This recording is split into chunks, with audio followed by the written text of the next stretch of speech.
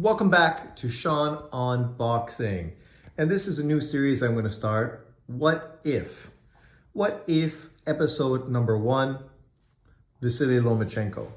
So what if Vasily Lomachenko? So there's a few scenarios that we can adjust and change and think about what if these things would have been different? What if these things would have worked out in a different way? Where would Vasily Lomachenko's career have went? First of all, after winning his second back-to-back Olympics, what if Vasily Lomachenko would have made his pro debut at that time? When he was 24 years old, I think he would have been, off the top of my head, instead of joining the World Boxing Series. Obviously, he went to the World Boxing Series, went 6-0, and it was a great way to sort of prepare himself for the pros without getting a lot of those type of early pro type of fights. But at that point of his career, he could have worked with Top Rank and could have went into a scenario where he would have sort of had a few more preparation fights in the pros instead of doing what he did. We know that Lomachenko wanted to go in and win a world title in his first professional fight. Obviously, that wasn't able to happen, so he had to fight a contender, which put him in the rankings, so then he was eligible to fight for a world title. So what if he would have started his career instead of going 6-0 in the World Boxing Super Series, or World Boxing Series, sorry? How would that have changed things? Perspective and just his sort of impact in the American market overall. And also just for normal preparation into the pros, to sort of be a little more prepared for what he was going to do once he ran into the American game. Scenario number 2, what if Vasily Lomachenko hadn't been robbed and screwed in his second professional fight for the world title against Salido? Salido obviously came in overweight. The fight was still allowed to happen, right? We hear a lot of people whining and complaining about Ryan Garcia being overweight against Devin Haney, but yet on fight night, Devin Haney and Ryan Garcia weighed the same. With Lomachenko, Salido came in far overweight, wasn't eligible for the world title, and then of course ballooned up to be a much bigger fighter on fight night than Vasily Lomachenko. The ref also failed to deduct any points off of Salido for a lot of low blows and dirty fighting. If he would have taken off a point or two, what if Lomachenko would have won his world title against Salido? And what if that would have happened? He would have been 2-0 as a professional, and his next fight would have potentially been for unification. We don't know if he would have got the Gary Russell fight, because of course, Gary Russell was part of Showtime Boxing and not part of HBO. So things may have been moved into a different direction. What we could have imagined happening would have been the Nicholas Walters unification fight, which is really what Bob Arum and Top Rank were hoping for.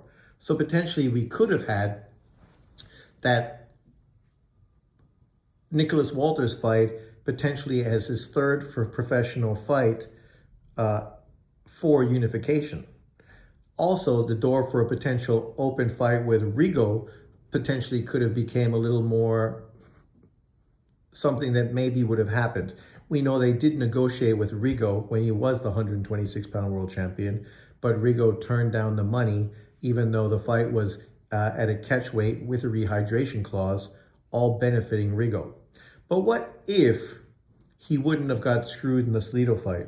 What if the ref would have done his job properly, deducted points for low blows and dirty fighting, and Lomachenko would have got the victory against Salido to become a world champion in his second professional fight with a record of 2-0.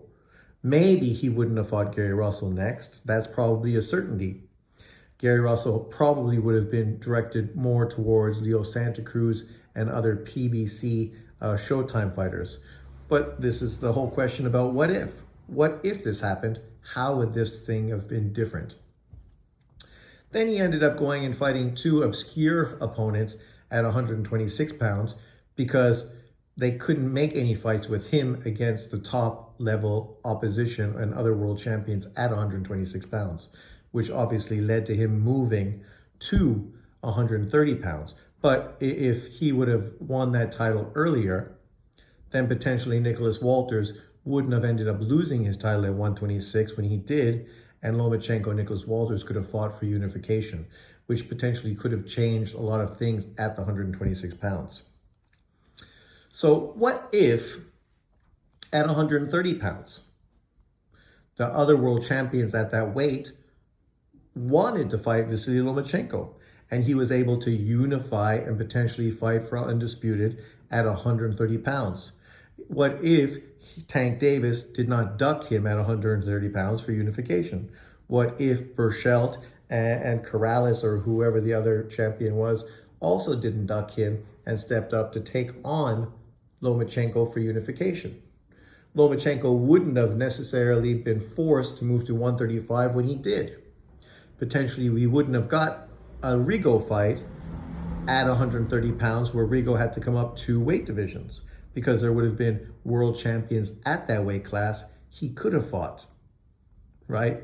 And if he became a unified champion and the man of that division, potentially other champions from 126 pounds, like Gary Russell, Leo Santa Cruz, and Abner Mars and others, may have then challenged themselves to move up to 130 to challenge Lomachenko as the 130-pound king of boxing at that time.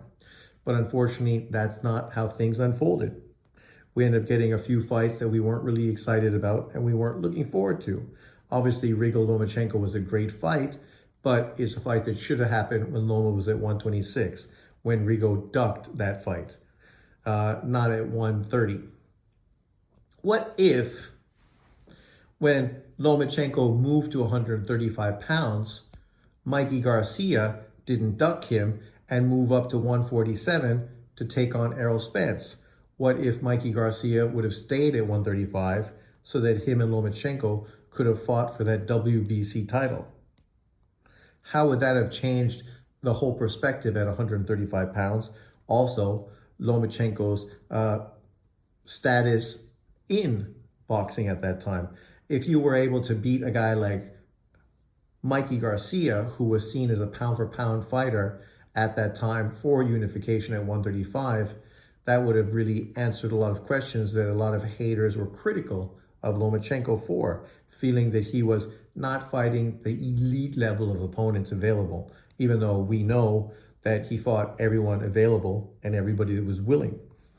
But what if Mikey Garcia hadn't ducked him to go up to 147 pounds to basically throw his career away?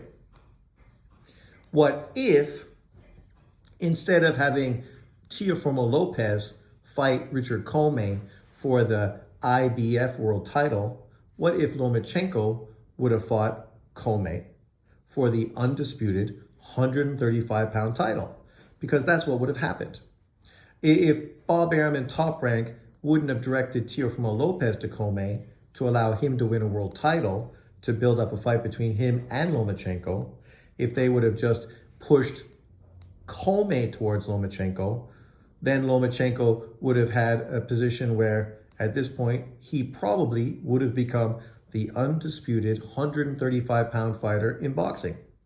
And then potential fights with Devin Haney and Teofimo Lopez would have followed, but with him being the undisputed champion and both of them being mandatories for his 135-pound undisputed reign. As well as, obviously, we would have got the fight with him and Kambosos as a mandatory as well. So it would have really changed the landscape of 135 pounds. We wouldn't have had that period of time where everything was so awkward and weird. I know some people blame Lomachenko, but it wasn't Lomachenko's fault that Top Rank chose to have Teo fight Comey and Loma fight the winner of that. The reality is, if they would have done what they probably have done for many other fighters, if they would have had Comey as the opponent, Lomachenko would have been one of the first fighters outside of Bud Crawford to become undisputed in boxing, right? And then it would have built up and gave the younger fighters an opportunity to challenge him for that status. And if they were good enough, then they still would have did what they did. Haney would have beat him for undisputed, and Tio could have as well. But what if? What if Lomachenko pulled out of the Tio fight because of his shoulder injury, and that fight was delayed a few months because of the injury? There was COVID, so the fight couldn't have went on pay-per-view, which wasn't making Tio happy. And obviously, probably nobody else really was happy about having the fight happen when you couldn't have crowds or put it on pay-per-view as well. If they would have delayed that fight, it still may have not been on pay-per-view because of the whole COVID scenario, but it would have allowed Lomachenko to have been fully healthy, and we would have potentially saw a very different version of Lomachenko in that fight. What if? He may have still lost because Tio looked great, explosive, and very dangerous in that fight.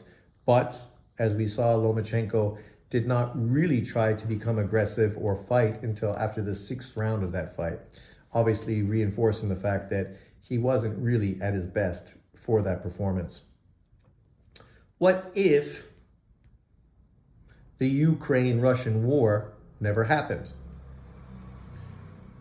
If that didn't happen, Lomachenko would have fought George Kambosos for 3-belt unification, making him a 2-time unified 135-pound champion, and would have then forced Haney to challenge Lomachenko for undisputed, potentially changing the whole way that fight between the two of them unfolded and played out, potentially giving Lomachenko more of the edge for the judges, allowing him to be given the victory versus Devin Haney in that fight, allowing him to become an undisputed champion. What if? See, these are the what ifs of boxing. For Vasily Lomachenko, there is a lot of what ifs and quite a few things that weren't really in his power. Obviously, the whole Ukraine-Russian war was outside of his power, outside of Salido coming in overweight, but Lomachenko still going through with the fight. The ref not calling any deductions and points for a multitude of low blows. These things are nothing you can control.